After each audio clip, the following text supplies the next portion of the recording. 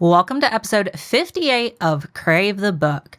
In today's episode, we are changing things up a bit because Amber actually traveled to Spain to meet Tracy Wolff, and she was able to sit in on a really cool Q&A session that we wanted to share with you guys. The interview audio isn't going to be the best, but the content I think is really, really interesting and a lot of material that you've never heard before.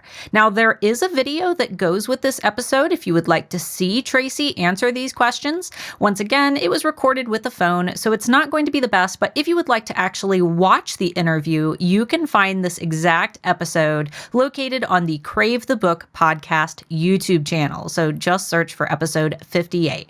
Without further ado, let's go ahead and get started. Just Presley, thank you so much for having me and for taking the Halo series and Grace and Hudson and Jackson into your hearts. I appreciate it so much. It means the world to me. Thank you. And if you have questions, I will do my best to answer them. Anybody got something? I mean, I've got a question, but I think it's a question a little bit too special. You go spicy. Spicy, special or spicy? No, special. It's spicy. Hard question. Okay. Yes, a heavy. Because how have you dealt with the inclusive language? Because here in Spain, there has been such a huge problem, and yes, exactly, about the inclusive language, and I think that's horrible. I don't know if in the USA there's been the same problem as here, because here I've been reading such an awful comments about it, and I don't know how you deal with it, and if it's a conscious decision that you made, that you decide to use this language just a little bit to defend your ideas and a little bit to provoke or to deal with the hate. I don't think that it was about provoking. I think it's about the fact that okay, let's deal with the first part of your question. Is there problems with that in America right now? Yes, there are. There are huge problems with that in America right now. I particularly live in Texas, which is a state that is doing an awful lot of book banning right now. And it is, as an English teacher and as a writer, it is very, very, very hurtful to me. Censorship has always been one of my major causes in my life. So yes, we do deal with that, absolutely. At the same time, I think that there are some things worth making a point about, and I think that there are some things that are worth fighting for, even if that means that maybe I don't get included in every classroom library, or I don't get included in all the places maybe the book could be included. And I think that that's important because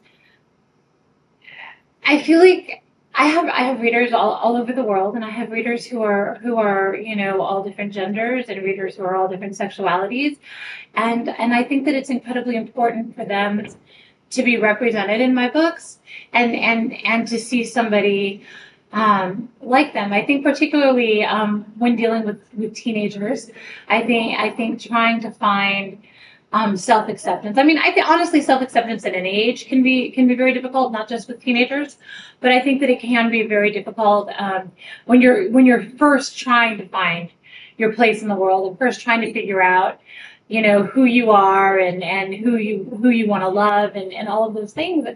And I want my books to be a safe space for people of all genders and sexualities and races. I would never presume to think that I could speak for everyone. I could never presume to do that. But I do want them to feel accepted, and hopefully to find someone that feels like them in my books, because I think that when you have a popular series, I think you have a responsibility to your fans to make it as safe and as welcoming for them as you can. So that is the best that I can say about that. Yeah, thank you a lot for this because, reading this, I mean, I'm not a teenager right now, but I feel very connected with this kind of narrative or this kind of way of writing, and of course with the characters, but with the way that you write, I feel a special connection with it, and it's amazing that you have the intention to get this and get this emotion and get the people feel connected and feel, I mean, valuable, no? At the end, yes. Sorry. No, please don't ever apologize. Don't apologize. I'm nervous, so just imagine. Look, you just put my skin and chicken skin. Chicken skin in English, Goose pimples. Goose pimples. Goosebumps, yes. This. So thanks a lot for this, and I mean, I'm so grateful just to read this book. I mean, I'm thanks to Mireia because she told me you have to read this book. You have to read this book, and I mean, I really appreciate it. Yes. So thank you so much. Well, thank you, and thank you so much for reading it. I think that, I mean, one of, I know there are monsters, yes, there are vampires and dragons and werewolves and witches and gargoyles and giants and all these things in the series. But I think that one of the things that I love most about all of the characters is their human side, right? And the fact of the matter is, the world we live in has all different kinds of people, and I think that if you're going to try and write fiction that reflects the world in which you live, even if I do, yes, have vampires in it or whatever, I think that you owe it to reflect the world in which you live. And if people like that, then thank God, and if they don't, and there are of course some who will not, but I think that's okay. So, thank you for that question. It's a very good question. Yes. Yeah, I'm thinking. I think you can introduce yourself a little Oh bit. yes, what was your name? Maria. This is Maria. so close. This is so close, and we My can. name is Miriam. I Miriam. work in a bookstore too. Oh, and wonderful. I always recommend Annette. Oh, It's for you. muchas gracias. Yeah. Muchas gracias. I love bookstores. They're my favorite thing. This is inspired on TV series Gargoyles from Crave. Oh, way back in the cartoon. Yeah. I actually have a funny story about that because when I was thinking about how Grace could fly, what does she look like when she flies? I was like, I mean, my son watched Gargoyles way back. I would watch it with him when he was my oldest, when he was very, very young. And I don't know that I was inspired by them, but I absolutely pulled them up to watch and see how they flew. I watched superheroes, I watched them, I watched angels, I watched all these things and be like, okay, how does Grace fly? So I absolutely did watch the show trying to figure out how I wanted her to move through the air. Yeah. Thank you. Do you have a question? Yeah. What's your name? My name is Nuria. I'm a writer too. Noria? Nuria. Noria. Yeah. You're a I'm writer? What do you write?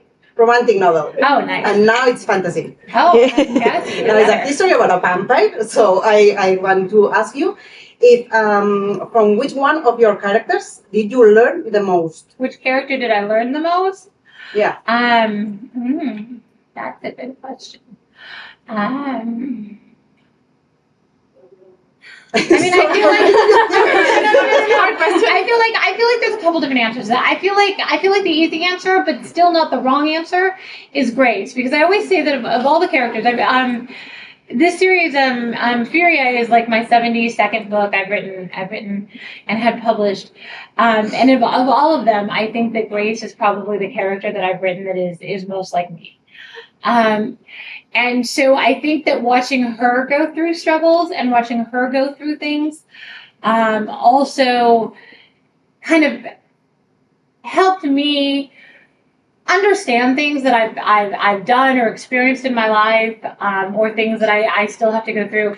I know that some of you who are part of my Wolf Pack or follow me on social media know that my mother died this year, and when I was writing Charm, it actually was really, really hard for me for a really long time to write it, but when I finally was kind of able to work through the grief and dive into the book and kind of immerse myself in Grace, I found it very cathartic for me. I learned a lot about myself. I learned a lot about how I grieve in this book, because Charm is I think the funniest of the 5. I laughed a lot while I was writing it, and my agent and editor laughed so hard they were crying. So that's a good sign, hopefully. But there's also loss in the book, and there's also some really poignant moments, and I think that I learned a lot there. Otherwise, a character that I've learned a lot from, just kind of off the cuff, is I actually think Remy. I love Remy a lot, and I'm so excited to be able to do the spinoff with Remy, because he's got a lot of really, really great depths in him, and he's already talked to me a lot. I've got a lot of that, but I'm learning a lot from him. He's a really different guy, but I like him.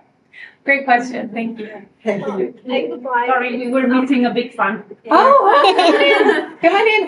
Hello, nice to meet you. I think she was first. Oh, okay. Oh, yeah, Yes, take it away. Hi, my name is Judith. Juliet? Julie. Yes. Okay. I'm a book talker, maybe. Oh, nice. Yes. Not maybe. No, maybe. Yes, I'm a book talker. I talk about books and that. Awesome. And my question is, which one of the main characters, or maybe just a character, that like when you wrote the character, you hate the most? I hated the most? Yes. Oh, I'm Cole. You wrote about everything you hate in your life. I will tell you something that not many people know. Cole in Halo was actually, I was an English professor for a very long time. And I love my students. I usually get along, amazingly with my students. But I had one student in this one class who was incredible. The year I was actually the semester I was writing in Halo, who was very difficult. And he and I could not agree on anything, including inclusivity. And we could not agree on anything. And so when I was writing, I was like, you know what? And so yeah, there might be a lot of pull in a Halo. So yeah, no, that's very easy right off the top of my head. Yeah, I don't like him. I also am not fond of Cyrus. I think Cyrus was a lot of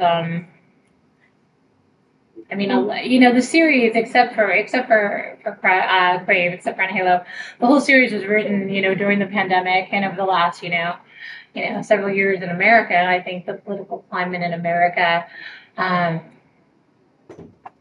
In 2019 and 2020 was played a part in how I crafted the big villain of the series and that kind of thing. Okay, thank you. Well, my name is Clara, and I want to share something with you. It's not really a question, if it's okay. I will try to make it in English. I started listening to Crave because I listen audiobooks when I'm in my way to my work, and I started listening Crave, not reading it. And I didn't know in English, but in Spanish, the storyteller is really good. Oh, wonderful! I'm so glad to hear that. Really good. She knows what she's doing. Oh, okay, that's exciting. And well, I listened to Crave, I listened Crash, and I listened Covet. Is it very one? Yeah. Well, it was just sent in Covet's book, where I don't want to say it because she hadn't read it yet, but it does sad scene at the end of the book. Okay. And I was walking in the street, and I was like, oh my God, this couldn't be happening. Oh my God, I started crying, and I was, okay, keep walking, you can cry and walk, but at some point I just stopped. And I was just, okay, I taken my AirPods, I sit in a bed, and it was like, okay, let it flow. And I just cried there in the middle of Barcelona. And I was just sitting there, and I was thinking about the book and how sad it was. And I thought, oh my God, there's a lot of people walking by. What will happen if someone stops and asks me what's wrong? How I'm gonna explain them? I'm crying because I was listening in audiobook, and I was just look up, and a girl was passing by, and she like go slowly looking at me like, is everything okay? And I was like, oh my God, I just get up and I run away. And well, it's just, all of this is just to tell you that your story is really touching. And I feel it so moving for me, and it really touched my heart. And it has been a long time since that story has made me feel like this. So thank you so much for Thank you so much for telling me that. I really appreciate that. You know, if you want to know a funny story about the end of the book, or a couple of funny stories about writing the end of the book, I actually cried through writing the last 150 pages. Like, I just cried. And I'm not usually like that. I'm usually like, oh yeah, I'm going to torture these people and it's going to be great. But I'm just like sobbing, right? I'm just sobbing. And my son, my middle son, is kind of the prankster of the house. He's the one who always wants, he'll always cheer you up. He'll always try to make you feel better. And so he comes in, and I happen to be sitting in my room on my bed at that time writing. And he comes in, he's like, Mom, are you okay? What's wrong? And I'm like, it's fine. It's just Jackson. And he's like, oh my God, and so he cheers me up, and he tells me some jokes, and because he and I do the little jokes that Jackson and Grace do are very much what my son and I do, and so anyway, they're really me. Like, that's how I cheer all my friends up. I tell really corny jokes, and so anyway, he cheers me up and he makes me feel better, and he goes to leave the room. And how I always get back into a scene if I've been interrupted is I read the last couple paragraphs that I wrote, and then I go to read them, and before he even reaches the door, I'm like, and he turns and he's like, "Are you serious?" And he's like, no, I'm just done. Yeah, and then I sent it to my editor, right? I was like, okay, what do you think about the scene? And she didn't answer me, so I'm like texting her. I'm like, oh well, did you like it? Did you, tell me something. like what do you think? And I finally call her, and she's like, excuse my language. She's like, fuck you. I'm not talking to you right now. I'm too busy crying. Well, I think something similar when I was writing it. Yeah. I was like, this can't be happening. I know. And my partner, who always reads them after they're done, was laying in bed. And I'm like, so how is Jack? Because, I'm terrible. Because, they're the first reader. So, I'm very nervous. Yeah. And I want to know, did it go well? Did not? Do I have to change stuff? And I'm like, so how is it?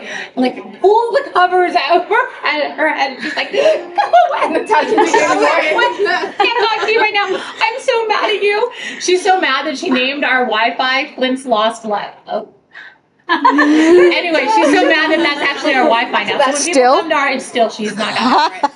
She's not got it. It's still that. That's still our Wi-Fi. So, and I'm leg killer whatever is our password. So I'm sorry. So anyway, yes, a lot of people had, I guess, strong reactions. You talk about your students. Yes. Do you know if anyone reads these books? Do I know of any of my students? I actually stopped teaching right about as the pandemic hit, and I haven't gone back because writing the books has been so involving. So I don't know, but I certainly hope so. That'd be a lot of fun. Maybe that boy. Maybe not him. Maybe not him. Maybe not. But I will tell you that Hudson was also named after one of my students that I had. Way back when I was writing on Halo, same semester, different class, and he was just very different than the way Hudson turned out, but also just a very charming, very, very just really great kid. I'm like, you know what? I like that name. I'm just going to take it. And so Hudson was also named after one of my students. So I don't know, but it'd be nice to know, out there in the world, Hudson's like, oh my God, that was me. Yeah. That'd be kind of cool. You write about a lot of your characters coming from London and from England and Ireland. Yes. Have you ever been? Have I ever been? You mean besides the nightmare that was Heathrow 3 days ago? Oh no, don't. Heathrow's terrible. I wish somebody had warned me. I don't think I realized. I don't think it was that bad. Though. Yes, I have been. And I don't think that it was that bad when I went through it 15, 20 years ago. I guess that's about how long it would have been. I don't think it was that bad because I was just we ran. I had to run. We had 2.5 hour layover, and I had to run to get on my plane and almost missed it. I was just I am. And it's now huge. we only have an hour and a half. I mean, and it was just that the buses and the and throw all your hair products away. I'm like, I need my hair products. You know what I mean? It's very bad.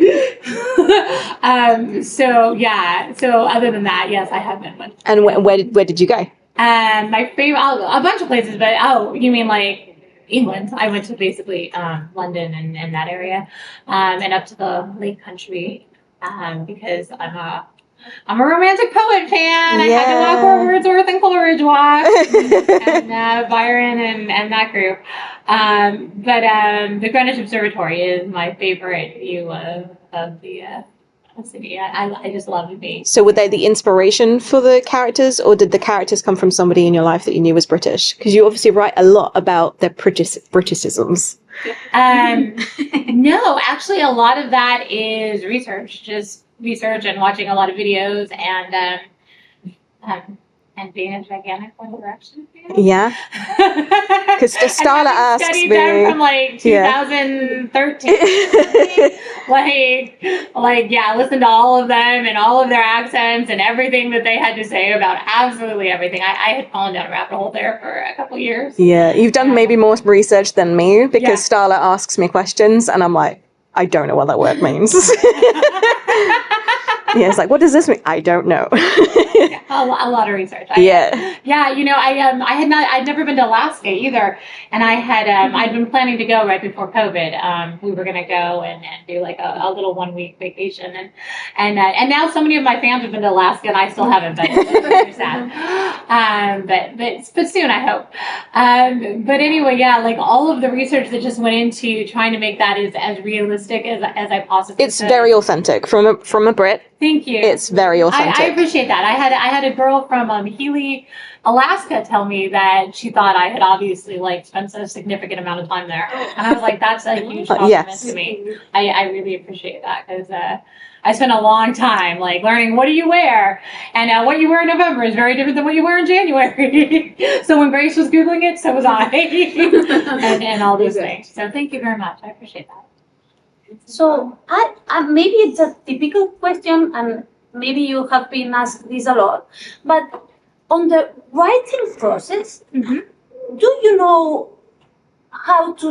I mean, from the beginning to the end, how is the book gonna end? I mean, the way it can make a little bit of difference. Ways, exactly, but at the end, do you know from the beginning which is gonna be the end? My editor and I really planned Crave out, and we kind of really sat down and talked about where we wanted the series to go and what major themes were really important to me, and tweaked and worked on on everything.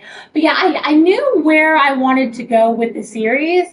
I knew where I wanted Grace's character arc to go. I knew where I wanted Jackson's and Hudson's. So the major stuff, the major themes, all of that, I knew going in. Do I know all of the action that's going to happen in a book? No. When I sit down to write that book, I'm like, okay, I need to get from this point to this point in this book to get where I need to be in the series. And then I kind of start plotting out what I want that to look like.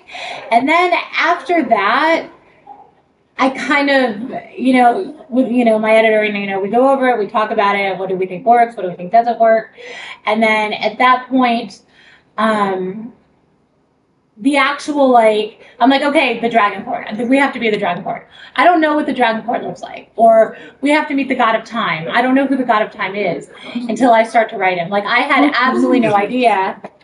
Ooh. Yay.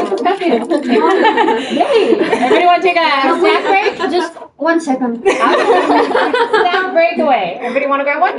No. Feel free. I like to rest. And so I had no idea that the God of Time was going to show up in scuba gear, from a Hawaiian vacation, in folklore.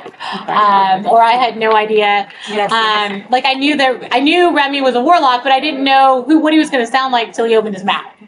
And I didn't know Calder was a total surprise to me. I had a very different plan for who she was going to be, and then she was just like, this is who I am.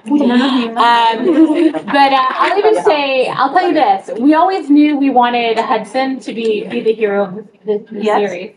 But when I was writing Crush, And I tend to write long, as you can see. But as I was writing Crush, we actually cut about 70 pages out of the beginning from what you've got there. And I kept writing, and every day my agent and editor would check in with me. Have we met Hudson yet? Because we all knew that, like, if he came out and he wasn't Hudson, we were gonna have a problem. You know, so we're just like, you know, I'm like, nope, he hasn't talked to me yet, so I'm just writing away. And then one day, I get, you know, I'm in the ice caves, and I've literally spent 2 days in the ice caves, and the log got pulled out. And I think I was still just trying to form him. And then I get to that point where he has to, you know, he says something, and I'm like, oh, there you, oh, I like you. Oh, okay, this is gonna be fun. And so then that night when my editor called, and she's like, have you met him? I'm like, I have, and I think we're gonna be okay. that was what I told her. And so I sent it, and then she and my agent were both like, okay, yeah, this is gonna be fun. It's gonna be all right.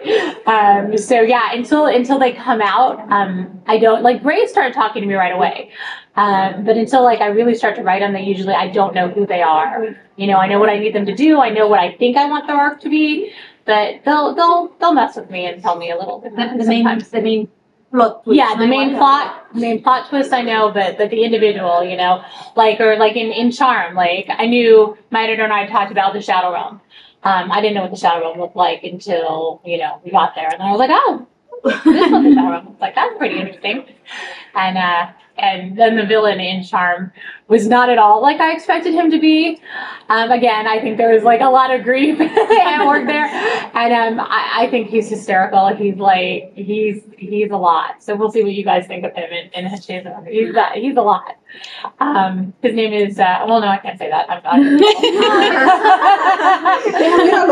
editor always tells me, like, when you go before I went to, she's like, don't be giving away, don't be telling everybody everything that's going on. There's so much I want to tell them. So But I want to read it. Everyone just told me, have you a lot of questions for her? And I was like, oh my God, I didn't prepare anything, because I really want to read the books. I enjoy reading the books. I don't want her to tell me beforehand what will happen. I will tell you nothing. Well, maybe I'm just me. I can leave if you want. No. I will tell absolutely nothing. Just that I think the villain is. No, but it's amazing. So I'm a teacher as well. Sorry for speaking too much, but I'm a teacher as well. And I mean, my kids are small. Yeah, it's a kindergarten. Mm-hmm. But My best friend is a kindergarten teacher. oh, I mean, it's an amazing. It is. Oh, I really love it. But I have kids that, I mean, I write just for fun. I'm a terrible writer, but I really love to write. And when I have in my class some of That's what you mean. My mother was a teacher, and I am named Tracy because she never met a Tracy she didn't like. She never taught one that she didn't like. Exactly. So she had all kinds of connotations for all kinds of names, but all of her Tracys have been nice, so that's why I was named Tracy. So I know exactly what you mean. Sorry, I'm just. I'm sorry, ladies, but this is the last question. Okay. And since you've asked all the questions, is there anyone that would love to ask her a question? Las que no habéis hablado. Sí, tira. Why you? Who's taking two for the fast? Okay, really fast. I'll be really short with my answers. Sure. Yeah. Why you love to make us cry? I am a mean person. I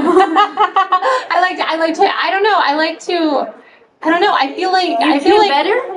Yes. I feel like growth through adversity is a thing, right? I feel like if you want your characters to grow, you have to push. Sometimes I push them very far, and I know that I do. Very far. Yeah. So yes, I am a mean person, and I am sorry about that. Don't worry. But I love it when you do. I'm not going to lie. I don't mean to, but I love it if you do. Do you suffer from anxiety or somebody in your life because you write it really well? Again, a lot of research, but I think, I had a very specific period in my life where I had panic attacks or anxiety attacks. All right. Unfortunately, the end of this episode is a little bit abrupt because unfortunately Amber's phone died mid-interview, but we hope that you enjoyed it all the same and that you enjoyed listening to Tracy share some of the really cool things about the Crave series that you may have not known before. So we'll see you next week.